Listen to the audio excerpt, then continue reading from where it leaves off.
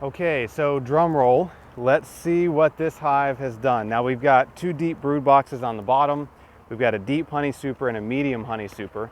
Last time we looked at this hive, or last time I looked at this hive with you guys was about a month ago, and they were really starting to fill up their honey super, but they hadn't filled it completely. So let's check it out and see what they have done as far as honey goes.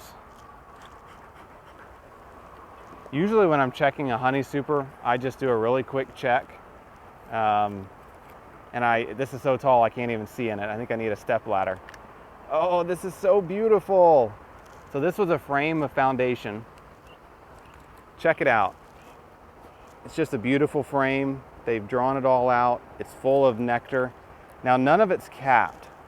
So you can see, I hope you can see that picture.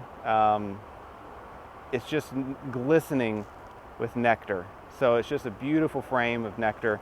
They've not really capped it. You can see in a few places they've like started capping just a little bit, but by and large it's a frame of uncapped nectar. So, but it looks like from what I can see, this super is pretty much full of these frames of uncapped nectar. Now, I take that back. It looks like it's about 75% full or so. We've got some frames like this that are drawn out, but this one's drawn out from last year and they don't actually have any nectar in it. They're just starting to store some in it. So, you know, this hive, this top medium, is about 70% full of honey, but none of it is even capped yet. And so I'm really not going to add another honey super.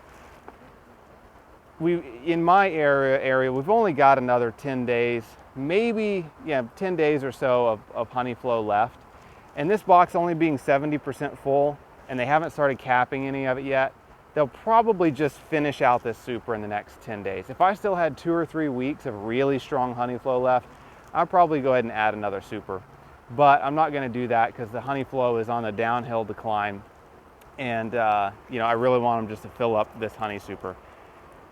One quick thing that I always love to do is a shake test, just to see if this honey is cured or not.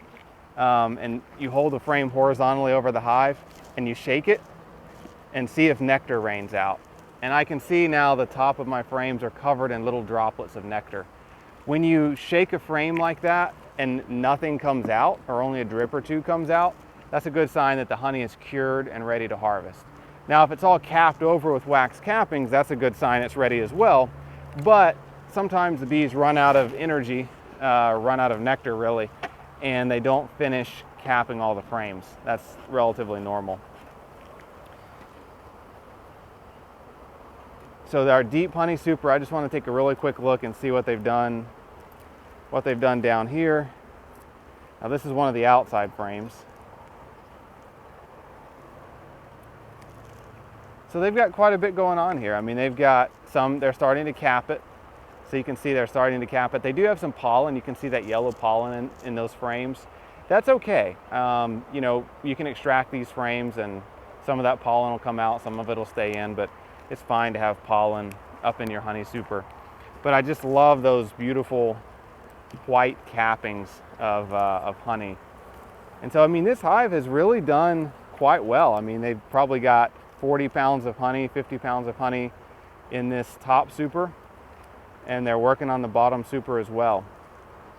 Now, something that's interesting that I want to point out is that this hive actually has some brood up here in the top box. Now, it's not a whole lot, but if you do not use a queen excluder, it's common for the queen to come on up into that honey super and lay some brood up in the honey super. What I do when it comes time to harvest honey, I usually just pull the frames that have brood and exchange them for frames of honey in my top brood box. So if I've got 3 frames of brood up here in the top, and I'm sure I've got 3 or 4 frames of honey in this top brood box, I'll just take the frames of brood out of my honey super, put them down in this second brood box, and pull frames of honey up into my honey super. That way I've got a full box of honey, and I've moved the brood down below. It tends to work really, really well. So you just swap the brood and the honey in your top brood box, and your honey super works great.